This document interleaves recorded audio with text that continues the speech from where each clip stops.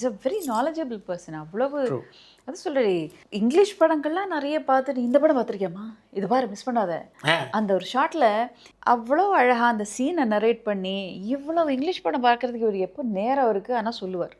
அதெல்லாம் பார்த்து ரொம்ப வியந்திருக்கேன் நான். Very very genuine. அவர் ஸ்பாட்டுக்கு வரும்போதே ஆடியன்ஸ் ஒரு 300 பேர் இருப்பாங்க குறைஞ்சது அப்படின்னாருனா அதுக்கே ஒரு கைத்தட்டல் ஓடும், சிரிப்பாங்க. யூனோ சச் அ என்ன ஒரு இம்பேக்ட் கிரியேட் பண்ணியிருக்காங்க ஒரு ஆர்டிஸ்ட்னா.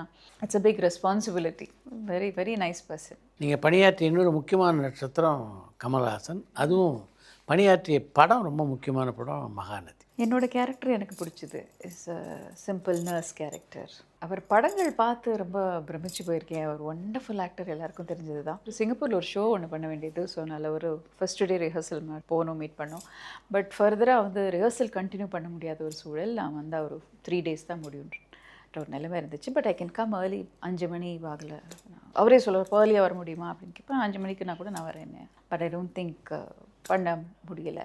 ஸோ அதால் இனிமேல் அவரோடலாம் படம்லாம் இல்லை போல இருக்குது அப்படின்னு நினச்சேன். இனிமேல் படமே இல்லை போல இருக்குன்னு நினச்சேன். அதுக்கப்புறம் மகாநதி படம் வந்தது.